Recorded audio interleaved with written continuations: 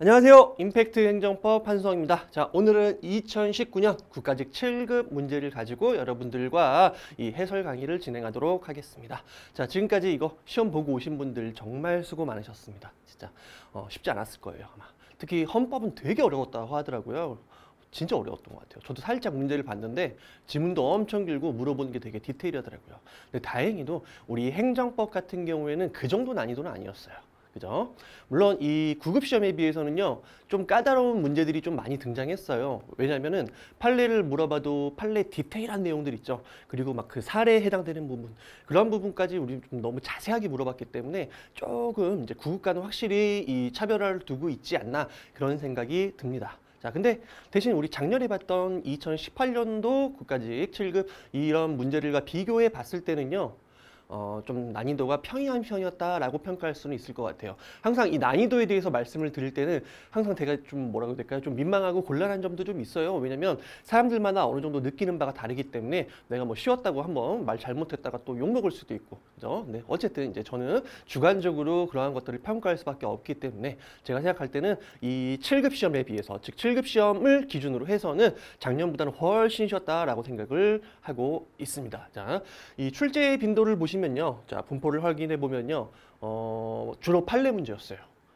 그리고 이론 문제 같은 경우는 거의 진짜 개념 문제 있죠. 개념 수준을 물어봤고요. 그 다음에 법령 같은 경우도 좀 기본적인 법령 이런 것들을 물어봤기 때문에 아무래도 여러분들이 이 기출 위주로 확실히 정리한 사람들 같은 경우에는 점수를 확실히 잡을 수 있었다라고 생각이 듭니다. 자, 여러분들 그 7급 시험, 특히 이 7급 행정법을 공부하시는 분들한테 정말 당부를 드리고 싶은 부분이 있어요. 자, 확실히 7급하고 9급하고는 달라요. 시험 문제를 보면 텍스트도 확실히 길고 달라요. 근데 7급이라고 해갖고 무조건 어렵게 준비하려고 하시는 분들이 있어요.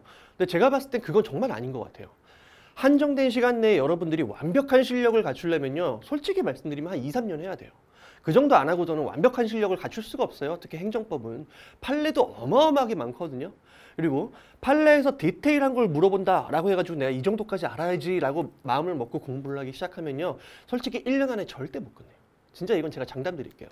IQ가 뭐 한 150, 160 되시는 분들은 좀 예외적일 거예요. 아마 그런 분들은 아마 뭐 보는 족족 기억이 나니까. 근데 그렇지 않고 일반적인 수험생 기준으로 했을 때 7급 행정법, 자, 헌법시험 이런 거 말고 7급 행정법 딱 여기에 한정시켜서 보면요, 여러분들 제발 당부드릴게요. 기출 위로 준비를 하세요. 기출 위주로. 다만 이제 뭐 기출만 보라고 해갖고 뭐 기출만 보라는 얘기가 아니라 기출 위주로 공부를 하시면서 개념을 확장시킬 수 있다는 얘기예요. 우선 기출부터 확실히 끝내야 돼요. 그러면 무슨 시험이든 80점 이상은 확보가 돼요. 운 좋으면 90점 넘어가는 것이고요. 근데 거기 플러스 알파 최신 판례, 그리고 내가 기본 개념까지 숙지가 됐다. 그러면 상당히 고득점까지 이루어질 수 있겠죠. 자, 제가 이제 개괄적으로 이 7급 시험, 국가직 7급 시험과 관련해가지고 어떻게 대비해야 되는지를 개괄적으로 설명드리는 것보다는 제가 구체적인 문제를 보면서 좀 여러분들이 어떻게 대비했으면 좋겠다라는 거를 말씀을 드릴게요. 좀 잘 듣고 여러분들이 이 공부 방향을 좀 정확하게 좀 잡으셨으면 좋겠습니다. 자, 1번부터 들어가도록 하겠습니다. 자, 1번 신뢰 보호의 원칙에 대한 설명으로 옳은 것을 찾아달라고 했습니다. 항상 주의하는 거 발문 꼭 확인하셔야 돼요. 그래서 연필로 꼭 동그라미 치셔야 돼요. 옳은 거면 옳은 거, 틀린 거면 X 이렇게 꼭 표시하셔야지 여러분들 실수 안 합니다. 자, 1번 처분청이 착오로 행정사업 허가 처분을 한 후 20년이 다 지났어요. 근데 20년이 지나고 나서야 이제 알았다는 얘기야. 자, 물론 요 문제는 지금 실권의 법리가 적용되는지 여부에 관한 문제일 텐데요. 여러분들이 이거는 이제 사례가 몇 개 안 돼서 다 외우고 있을 거예요. 20년 사건, 33년 사건, 또는 1년 사건, 1년 1개월 사건 이런 것들 여러분들 나름대로 공부를 착실히 했다면 외우고 있을 거예요. 근데 이런 식으로 사례 지문이 나왔을 때 물론 이런 부분들은 다 외웠다 쳐도 모든 사례들을 다 외울 수는 없어요. 그러면은 진짜 행정법 뭐 박사학위를 취득할 만큼 여러분들이 공부를 하지 않는 이상은 진짜 이것들을 다 알 수가 없어요. 판례 엄청 많거든요. 진짜. 됐죠? 그렇기 때문에 여러분들이 물론 선생님들이 수업 시간에 강조하는 부분들 같은 경우에는 그 사례까지 알고 계셔야 돼요. 그런 것들을 선별하는 게 우리 역할이니까 그런 부분들은 우리가 알아서 선별을 해드려요. 그럼 나머지는 어떻게 해야 될까요?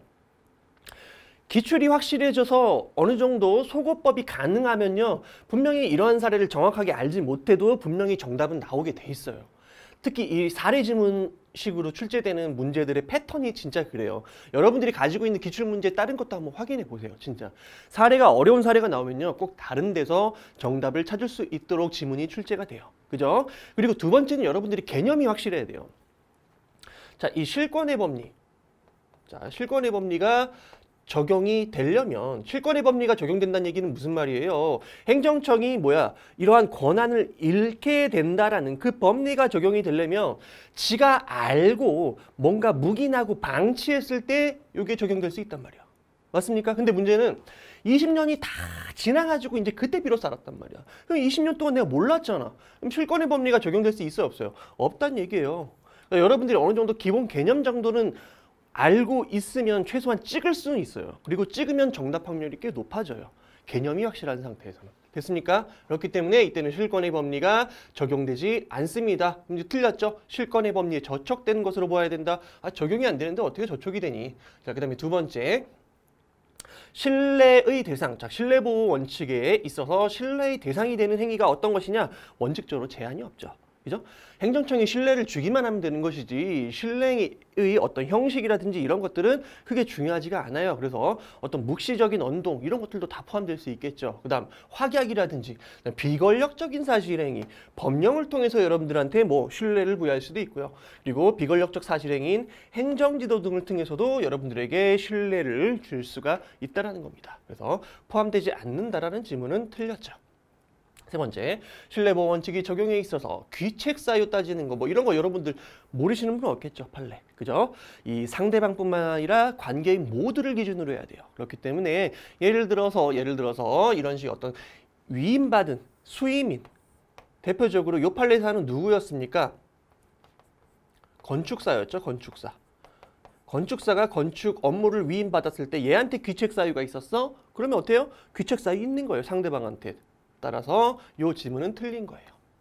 상대방에 한정되는 것이 아니다. 그다음에 네 번째.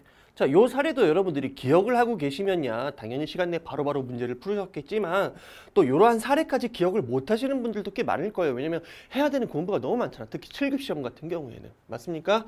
그래서 아까 말씀드렸다시피 이러한 것들을 유추해낼 수 있었다면 바로 정답을 골랐을 것이고 그다음에 1번부터 3번까지 여러분들 거의 모르는 분들이 거의 없었기 때문에 정답을 분명히 4번으로 찍었을 거예요. 됐습니까?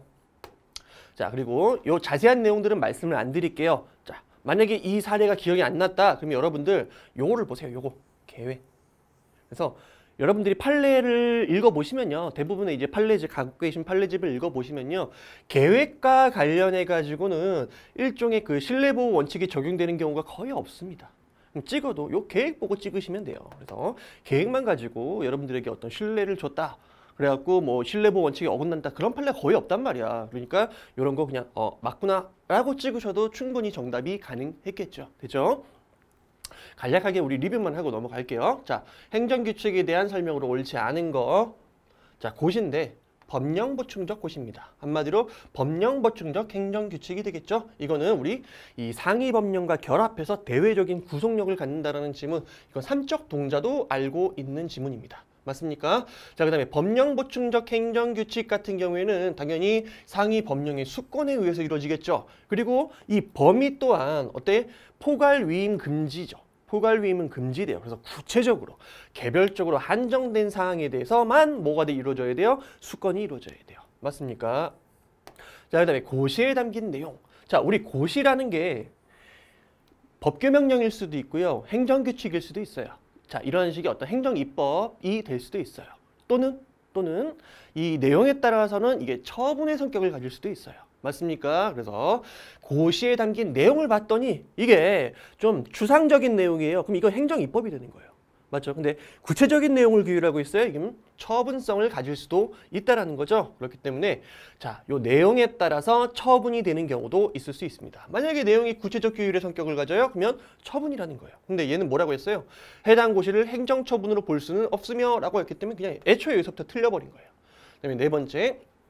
재산 등의 기본권을 제한하는 작용을 하는 법률이 구체적으로 범위를 정하여 고시와 같은 형식으로 입법 위임을 할 수 있는 사항은 자, 원칙적으로 고시보다는 이제 법규명령이라든지 이런 데다가 위임하는 게 좋겠죠. 맞습니까? 근데 고시와 같은 형식으로도 위임이 가능합니다. 그죠? 그때 위임할 수 있는 사항은 최소화시켜야 되겠죠. 그래서 전문적, 기술적 사항이라든지 이러한 경미한 사항에 국한하고요. 특히 업무의 성질상 위임이 불가피한 사항에 한정됩니다. 그래서 4번은 맞는 지문이고 3번이 틀린 지문으로서 정답이 되겠습니다. 어렵지 않았어요. 여기까지 계속. 자, 정보공개 1번. 자, 우리 정보공개를 신청할 때 그죠? 방법을 선택할 수 있다라는 거 맞습니까? 신청한 공개 방법 여기에 대해서 이 공공기관 같은 경우에는 신청인이 공개 방법을 특정해서 딱 이렇게 신청했으면 어떻게 해야 돼요? 그 신청한 공개 방법에 따라서 공개를 해줘야 돼요. 그래서 예를 들어서 우리가 전자문서를 전자문서 형태로 우리가 정보를 보고 싶다. 그러면 어떻게 해야 돼요?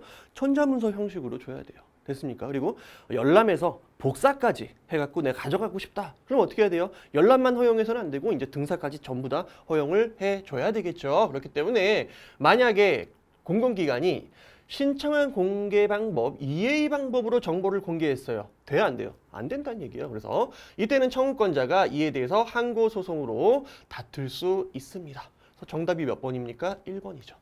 2번. 공개 청구된 정보가 이미 인터넷을 통해 공개됐다. 이렇다고 해서 비공개 사유가 됩니까? 아니죠. 이미 널리 알려진 정보 같은 경우에도 공개 대상이 될 수 있습니다. 그래서 틀렸어요. 자, 3번. 공개 청구된 정보를 공공기관이 한때 보유 관리하였으나 후에 정보가 담긴 문서가 정당하게 폐기해서 존재하지 않게 됐습니다. 원래 이 공개 대상이 되기 위해서는 공개기관, 즉 이 공공기관에서 보유하고 있는 문서여야 되겠죠. 근데 한때 갖고 있다. 폐기돼서 존재하지 않게 됐어요. 그러면 이게 비공개될 수 있겠죠.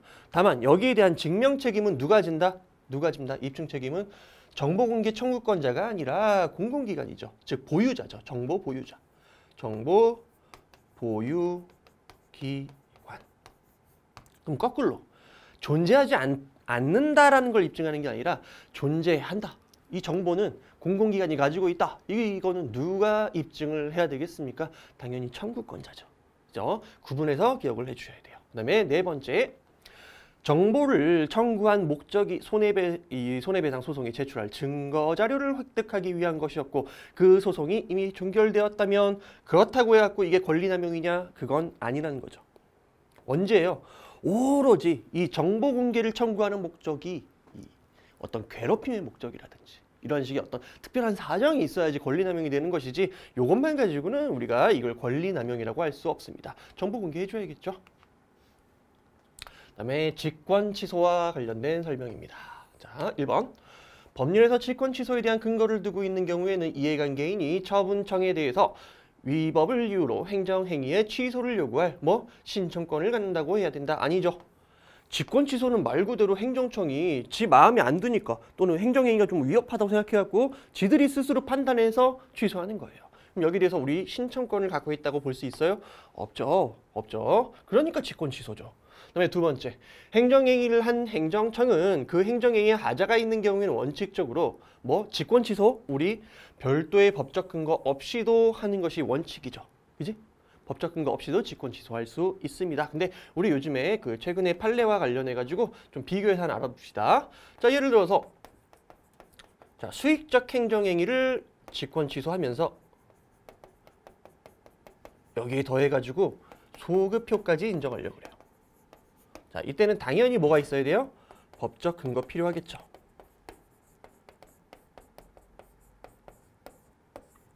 자, 그 다음에 세 번째, 직권 취소는 행정행위 성립상의 하자를 이유로 한 것이므로 개별법의 특별한 규정에 있는 행정절차법에 따른 절차 규정이 적용되지 않는다. 틀렸죠?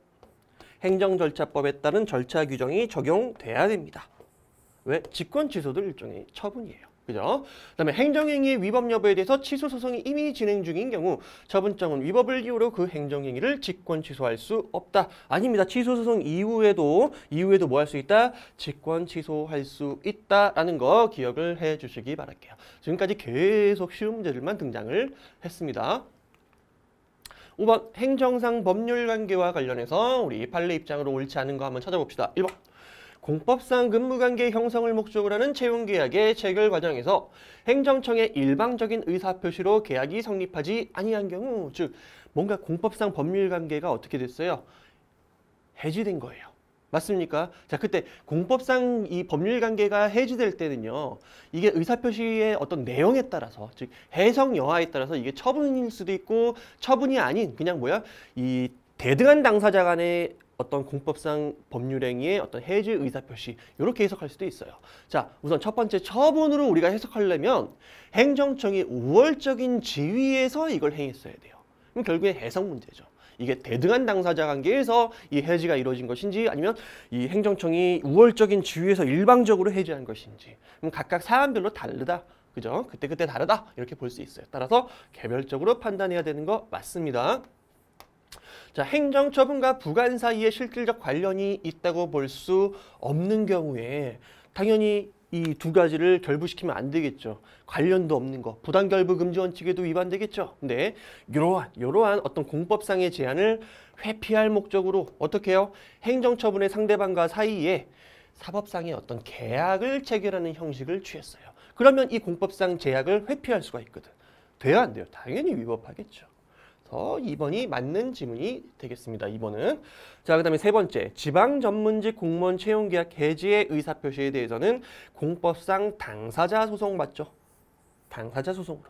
공법상 계약관계에 대한 어떤 해지 의사표시이기 때문에 당사자 소송으로 무효 확인을 구할 수 있다. 그 다음에 네 번째, 재단법인의 한국연구재단이 A대학교 총장에게 연구개발비 부당 집행, 뭘 잘못했네. 그걸 이유로 어떻게 했어요? 이 관련 법령에 따라서 두뇌한국 사업 협약의 해지를 통보했습니다. 자, 결국에는 이걸로 이어져서 보는 거야.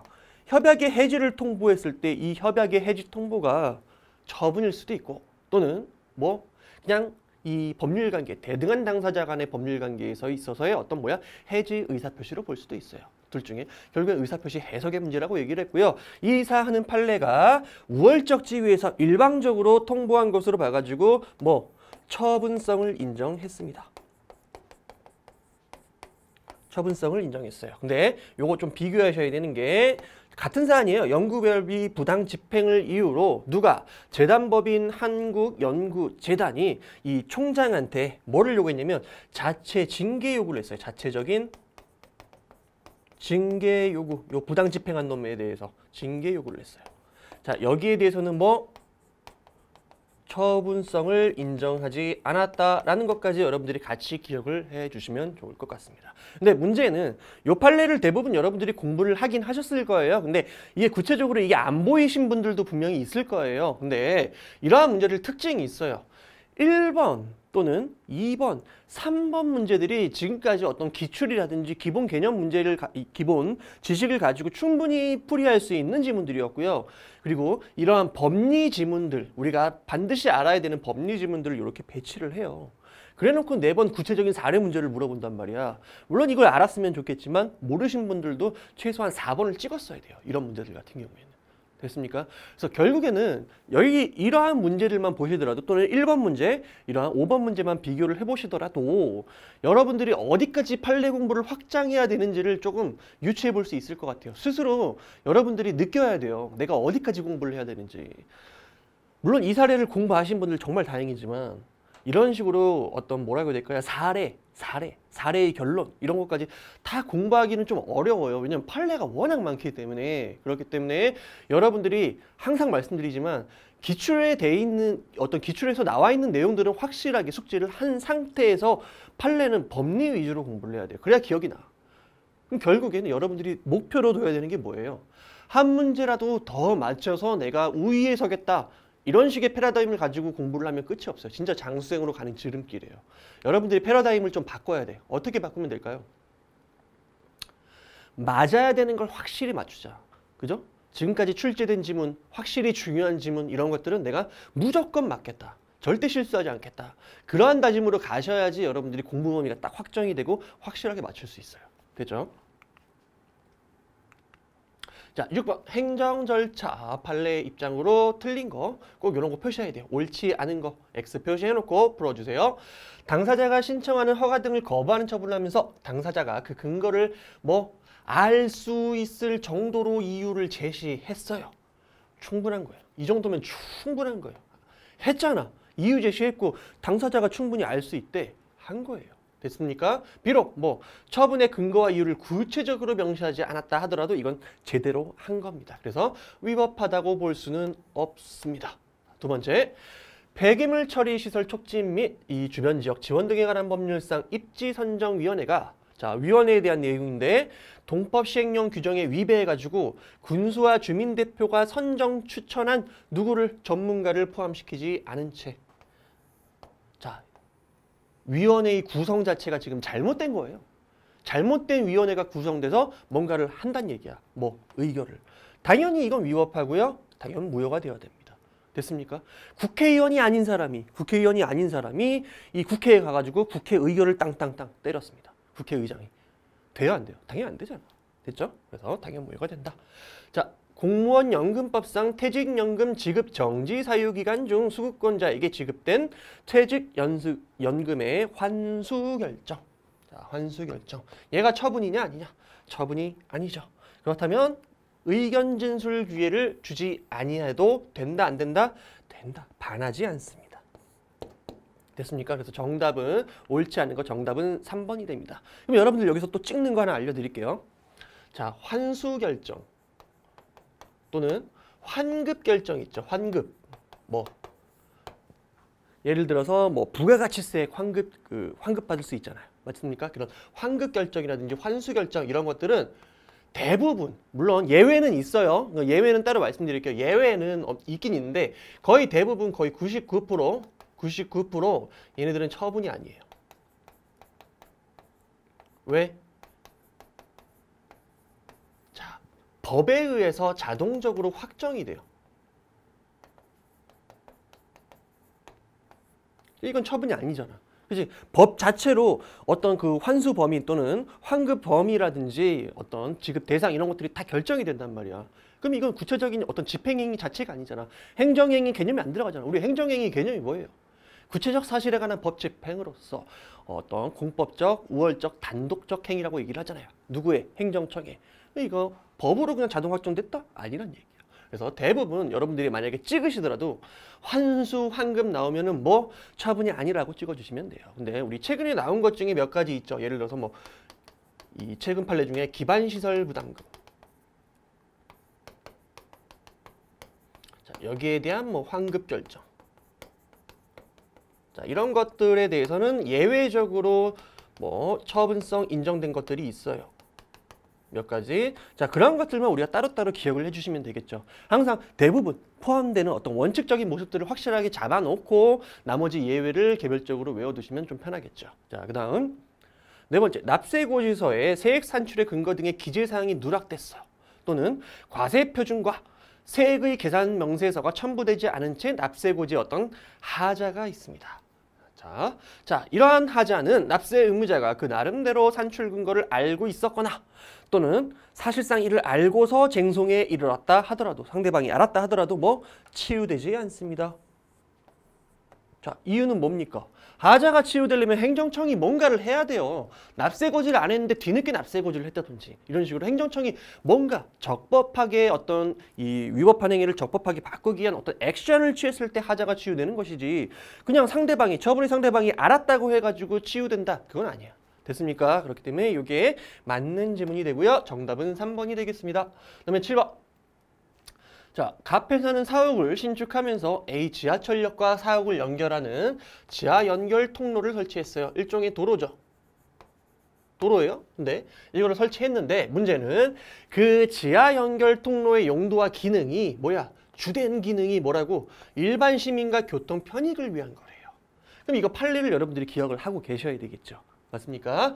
자, 요 도로와 같은 경우에 주로 일반 시민의 교통 편익을 위한 것이었다라고 한다면은 이 도로 사용, 즉 이 갑회사의 도로 사용이 이 특별 사용에 해당될 수 있겠어요, 없겠어요? 없죠. 이건 일반 사용이에요. 그래서 자, 주된 목적을 봐야 돼. 주된 목적을 여러분들이. 자, 주된 목적을 우리가 살펴봤는데 주된 목적이 예를 들어서 어떤 개인의 사용을 목적으로 하고 있었어요. 그죠? 지하 연결 통로를 내가 예를 들어서 뭐 음식점이면 음식점, 내가 개인적으로 운영하고 있는 음식점의 통로를 위해서 내가 만들었어. 설치했어. 그러면 뭐가 되는 거야? 이건 특별 사용이 되는 거야. 근데 부수적으로 일반 공중대에 이용하는 것들을 제한하지 않았어요. 그래도 결국엔 뭐야? 이건 특별 사용이 되는 거예요. 왜? 주 목적이 나의 사용을 위해서 설치한 것이기 때문에 특별 사용이 됩니다. 자, 근데 문제는 주된 목적이 이런 것처럼 일반 공중에 어떤 통행을 목적으로 설치했어요. 근데 부수적으로 나도 그걸 이용하고 있어. 자, 그때는 아무리 이 도로와 같은 곡물이라도 일반 사용이 되겠죠. 이때는 일반 사용. 됐습니까? 여기까지 기억을 하고 계셨어야 돼요. 요 판례. 그죠? 이 도로 설치의 목적이 무엇인지를 꼭 기억을 해주셔야 되고요. 그 다음 우리가 또 기억해야 되는 개념 중에 하나가 이 곡물의 특별 사용 같은 경우에는 뭐 특별 사용을 통해서 누리고 있는 이익은 뭐예요? 법률상 이익이죠. 반면에 이 우리와 같은 일반 공중이 이용하면서 누리는 이 일반 사용 같은 경우에는 일반 사용함으로써 얻는 이익 자체가 반사적 이익이 된다라는 것까지 여러분들이 기억을 하고 계시면 되겠습니다. 자, 그럼 이 사안은 어디예요? 요거죠. 설치 목적이 요 두 번째란 말이야. 그렇기 때문에 특별 사용 아니고요. 자, 그 다음 만약에 요 지하 연결 통로가 공용 폐지됐습니다. 자, 그때 일반적인 시민 생활에 지나지 않는 이러한 사람들, 일반 시민, 이러한 사람들이 용도 폐지를 다툴 법률상 이익이 인정될 수 있겠습니까? 아니지. 법률상 이익이 인정되지 않죠. 우리는 주관 소송이 목적이잖아. 맞습니까? 그렇기 때문에 이 반사적 이익 침해를 이유로서는 우리가 소송을 제기할 수가 없어요. 야, 우리 도로 같은 것도 여러분들 이 도로 하나, 서울시의 어떤 특정 도로 하나만 해도 지나가는 사람이 막 수십만 명일 텐데 그 사람들이 다 소송 제기할 수 있는 법률상 이익이 있다라고 한다면은 뭐예요? 소송이 아주 난무하겠죠.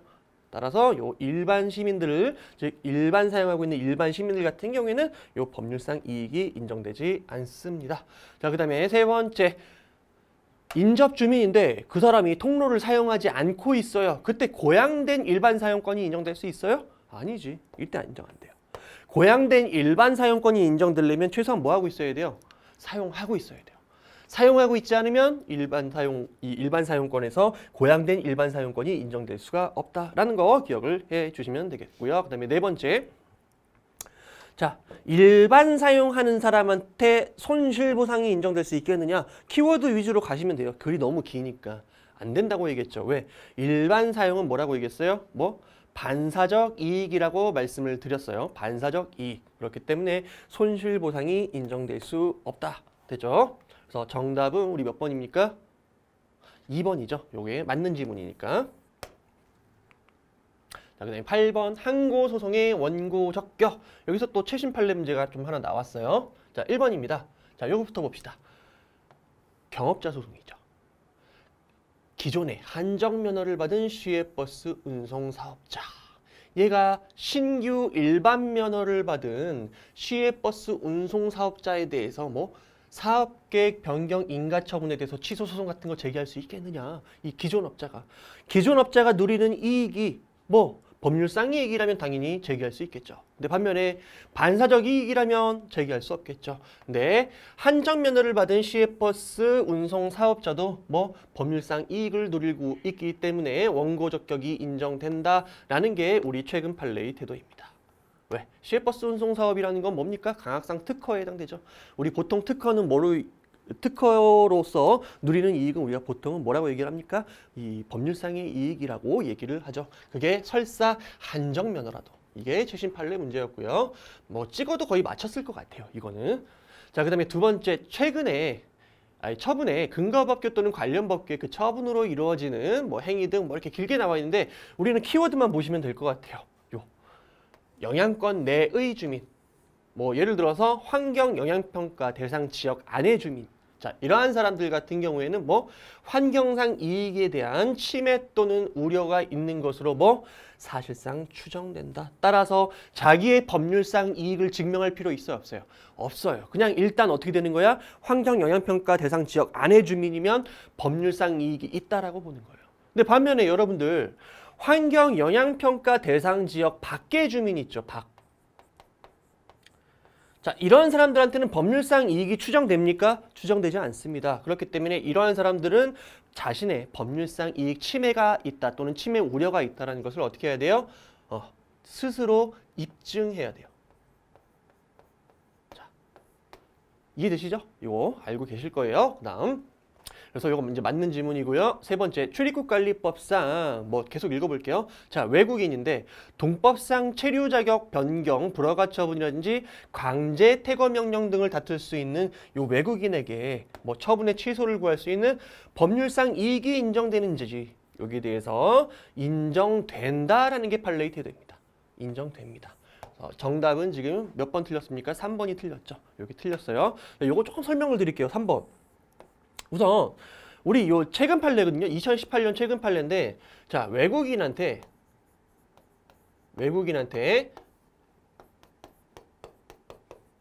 자, 사증 발급 불허 처분에 대해서 뭐 할 수 있는 소송을 제기할 수 있는 법률상 이익 인정되지 않는다라고 얘기를 했어요. 이게 최신 판례였어요. 2018년에. 그리고 그 판례를 살펴보시면요. 판결 요지에는 요거밖에 없어요. 외국인은 사증 발급에 대해서 이거를 다툴 수 있는 뭐 법률상 이익이 없다라는 게 판결 요지 딱 그 한 줄이에요. 그래 놓고 거기에 대해서 이제 그 판결 이유 있죠. 판결 이유가 쫙 나와 있는데 그 중에 구석에 읽어보면요. 요렇게 이 체류 자격 변경 불허가 처분이든지 강제 퇴거 명령 같은 경우에는 요거랑 다르다. 그래서 얘네들은 뭐 법률상 이익이 인정된다라는 식으로 판시를 해놨어요. 근데 거기까지 여러분들이 공부를 하신 분들도 일부 있겠지만요. 또는 뭐 수업 시간에 선생님이 그것까지 설명하신 분들이 있다면 물론 되게 대단하신 거긴 한데 보통은 대부분 그것까지는 못 보고 들어가는 사람들도 많아요. 최신 판례다 보니까. 맞습니까? 자, 제가 생각했을 때는 이 최신 판례 문제를 내면서 이 3번 지문을 출제해가지고 여러분들 좀 약간 뭐라고 해야 될까? 좀 연맥이려고 또는 좀 틀리게 만들려고 좀 의도를 했다라고 생각이 들어요. 판결 요지에도 안 나와 있고 그 구석에 판결 이유 딱 구석에 있는 그 지문 하나 가지고 그것까지 공부하기는 좀 쉽지가 않잖아. 특히 최신 판례는. 맞습니까? 그렇기 때문에 이러한 경우 좀 낚이기 쉬웠을 것이고 만약에 3번이 정답이 아니라고 생각하고 넘어가셨던 분들은 좀 너무 자책하지 않으셨으면 좋겠어요. 그런 사람들 되게 많을 것 같아요. 맞습니까? 그죠? 그러니까 여러분들 너무 요 문제 틀린 거에 대해서 좀 너무 이렇게 자책하지 않으셔도 되겠다. 그것까지 다 대비할 수는 없어요. 솔직히 말씀드리면은. 됐습니까? 자, 이제 이미 기출이 됐으니까 이제 아셔야 돼요. 그 이유를. 자, 사증 발급이라는 게 일종의 여권이죠. 여권. 자, 여기에 대해서 여러분들 여권이 아니라 비자죠. 비자. 죄송해요. 비자죠. 자, 비자 발급에 대해서는 외국인이 거기에 대해서 다툴 수 있는 법률상 이익이 없다라고 보고 있어요. 왜? 출입국관리법이라는 게 원칙적으로 사익보호성이 인정이 되지 않고 그다음에 상호주의를 고려하더라도 외국인 입장에서도 예를 들어서 내가 뭐 일본으로부터 뭐 비자 발급이 거부됐는데 거기에 대해서 우리가 일본 행정청에 대해서 뭐 취소 소송 같은 거 제기할 수 있느냐? 안 되거든. 그럼 상호주의를 고려해도 특히 우리가 외국인에 대해서 그것까지 인정할 필요가 없거든. 그렇기 때문에 사증 발급에 대해서는 이 외국인에게 법률상 이익 인정할 필요가 없어요. 됐습니까? 근데 얘는 좀 비교를 하셔야 돼. 자, 동법상 체류 자격 변경 불허가 처분. 이 얘기는 우리나라 대한민국에서 체류하고 있었다는 얘기야. 그다음에 강제 퇴거 명령을 받을 정도면은 이미 우리나라에서 체류하고 있었다는 얘기예요. 맞습니까? 근데 얘네들은 우리나라에 와본 적이 없거나 또는 외국에 그냥 거주하고 있는 상태에서 여기에 대해서 다툴 수 있겠느냐라는 얘기란 말이야. 애초에 달라요. 한마디로 얘네들은 우리나라에 와 있는 애들이기 때문에 아무래도 이 대한민국과의 어떤 뭐라 그럴까 이해관계라든지 이런 것들이 어느 정도 좀 돈독하다고 볼 수 있을 거란 말이에요. 그래서 얘네들은 법률상 이익을 인정한 것이고 얘네들은 법률상 이익이 인정 안 된다라는 거예요. 그럼 지금은 이제 기출이 됐으니까 여기까지 정리를 하시고요. 앞으로 시험을 대비해 갖고 그것까지 전부 다 싹 정리할 수는 없어요. 특히 최신 판례 같은 경우에는. 됐습니까? 그다음에 네 번째. 자, 법령이 특정한 행정기관으로 하여금 다른 행정기관에 제재적 조치를 취할 수 있도록 하면서 그에 따르지 않는다고 해가지고 과태료를 과할 수 있도록 정하는 경우, 요것도 최신 판례였어요. 되게 중요한 판례예요. 그래가지고 요게 소방청장이 국가기관이잖아요. 국가기관이야. 그럼 원칙적으로 얘는 어떤 기본권이라든지 이런 것들을 누릴 수 있는 어떤 지위가 없단 말이에요. 맞습니까? 기본권 향유 능력 이런 것들이 없어요. 그리고 원칙적으로 얘가 항고 소송의 원고 적격도 원래 없단 말이야. 근데 예외적으로 이 소방청장이 누구한테 국민권익위원회를 상대로 소송을 제기할 수 있는, 즉 항고 소송을 제기할 수 있는 뭐 원고 적격을 인정하는 예외적인 사례였다. 예외적으로 국가기관임에도 불구하고. 됐죠? 자세한 내용은 우리 나중에 이제 판례 시간에 다루도록 하고요. 자, 얘가 이제 얘한테 어떤 요구, 시정 조치 요구를 하고 만약에 얘가 불응하면은 거기에 대해서 뭐 할 수 있는 거였냐면 제재적인 조치를 취할 수 있는 상황이었어요. 근데 이 사안이 우리가 이 기관 소송이라든지 또는 이 뭐라고 될까요? 이 헌법재판소법상의 어떤 이 권한쟁의 심판 이런 걸로 우리 다툴 수 있는 사안이 아니었단 말이에요. 권리구제 수단이 아예 없었어요. 얘한테. 그래서 여기서는 예외적으로 원고 적격을 인정한 사례였습니다. 여기까지 기억을 해주시면 될 것 같아요. 그래서 정답은 3번이 되겠습니다.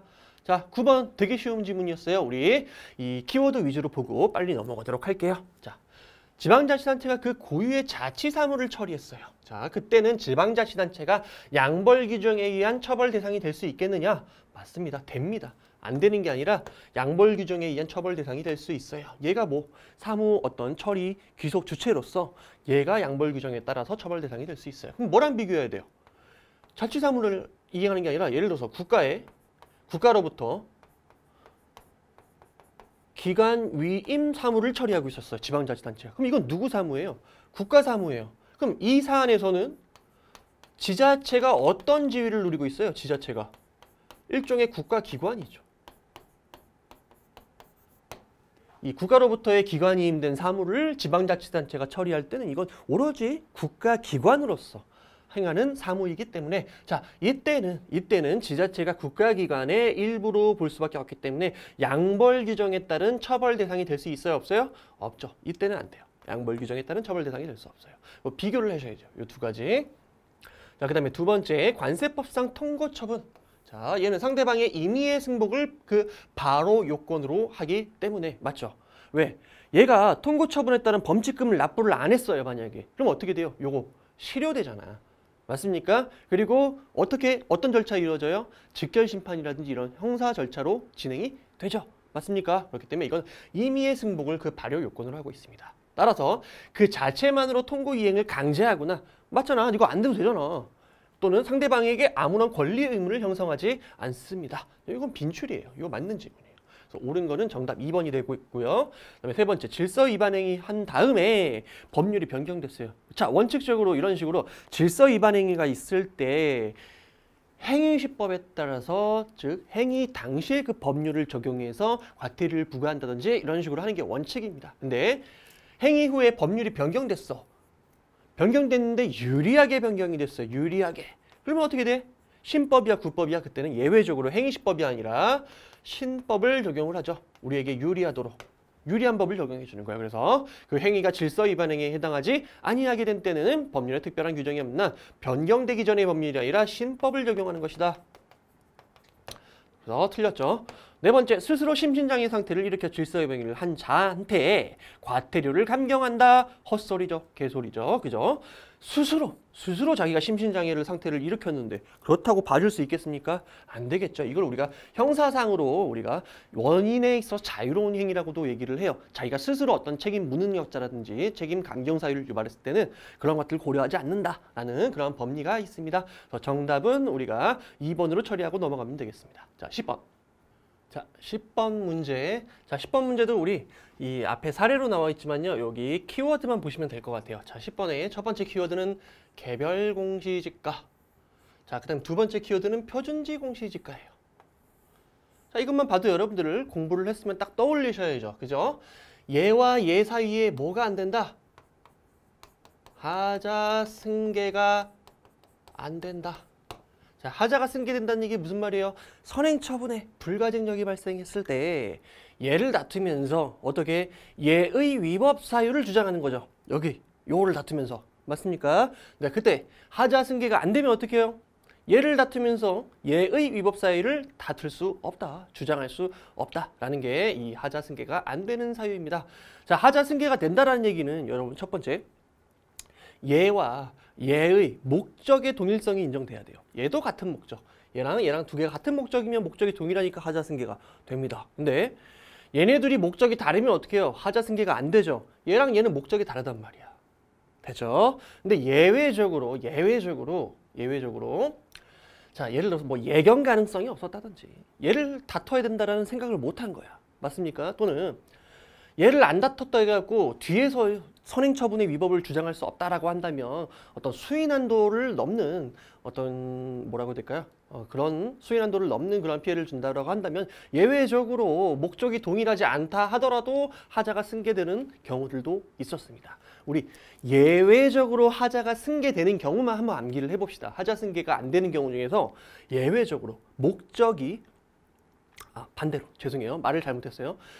예외적으로 하자가 승계되는 거. 즉, 두 가지가 목적이 다르면 원래 안 되는 건데 목적이 달라도 예외적으로 하자 승계되는 거 우리 두 문자로 하나만 암기하고 넘어갈게요. 뭐 개, 과, 표, 수, 반, 공. 자, 개별 공시지가 결정하고 과세 처분 사이에 목적이 동일하지 않음에도 불구하고 하자가 승계됩니다. 그죠? 그다음에 표준지 공시지가 결정과 수용 재결 사이에 예외적으로 하자가 승계가 돼요. 예외적으로. 그다음에 이 반민족 행위자 결정하고 그다음에 이 어떤 국가 유공자 배제 결정하는 거하고 뭐 예외적으로 하자가 승계됩니다. 딱 예외적으로 승계되는 거 요 세 가지예요. 보통 개별 공시지가가 나오거나 표준지 공시지가가 나오면요.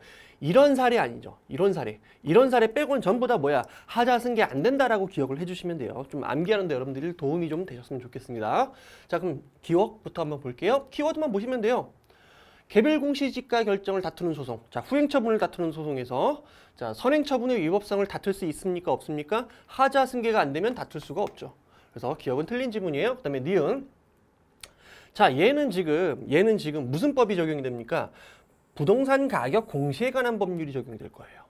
이거는 사안 자체가 개별 공시지가 이런 거 결정하는 거란 말이에요. 그렇기 때문에 이거는 국세를 부과하거나 또는 뭐 관세를 부과하는 그러한 사안이 아니란 말이에요. 이해되시죠? 그래서 얘는 필요적 전치주의가 아니라 임의적 전치주의가 적용되는 거예요. 이때는 임의적 전치주의. 필요적 전치주의가 적용되려면 우리가 예외적으로 이 필요적 전치주의가 적용된다고 개별법에서 규정하고 있는 경우 그때 예외적인 사안 몇 가지에서만 뭐 이 필요적 전치주의가 적용이 되기 때문에 요거는 임의적 전치주의다. 그렇다면 얘는 뭐야? 곧바로 행정소송을 제기할 수도 있죠. 그 다음에 행정심판법에 따른 심판 청구 중 어느 하나 거친 다음에 소송을 제기할 수도 있죠. 그 다음에 이의 신청을 한 다음에 그 결과 통지를 받은 후에 다시 행정심판을 거쳐서 또 행정소송을 제기할 수 있어. 한마디로 지 마음이다. 맞는 질문이 되겠습니다. 자, 그 다음에 두 번째. 자, 개별 공시지가 산정 업무 담당 공무원이 뭐 그 직무상 의무에 위반해 갖고 현저히 불합리한 개별 공시지가 결정하도록 했어요. 그래갖고 갑의 재산권이 침해됐습니다. 이거 위법한 거죠. 이거 위법한 거예요. 됐습니까? 자, 그렇기 때문에 결과적으로 읽어보시면은 그 담당 공무원 등이 속한 지방자치단체가 배상 책임을 지게 된다라는 거 맞는 질문이 되겠습니다. 손해배상 책임은 원칙적으로, 즉 국가배상 책임은 원칙적으로 누가 지는 거야? 국가 또는 지방자치단체. 맞는 질문이에요. 리을. 갑이 개별 공시지가 결정에 따라 부과된 재산세를 납부한 후 이미 납부한 재산세에 대한 부당이득 반환을 구하는 민사소송을 제기했어요. 뭐? 민사소송. 부당이득 반환 청구를 제기한 거예요. 그때 민사법원이 뭐 취소 사유에 하자가 있음을 이유로 재산세 부과 처분의 효력을 부인할 수 있느냐? 안 되지. 이 처분에는 공정력이 있기 때문에 원칙적으로 당연무효가 아니라 민사법원이 함부로 효력을 부인할 수 있다 없다? 부인할 수 없다라는 거예요. 틀린 질문이죠. 그래서 맞는 건 니은, 디귿 요 두 개가 되겠습니다.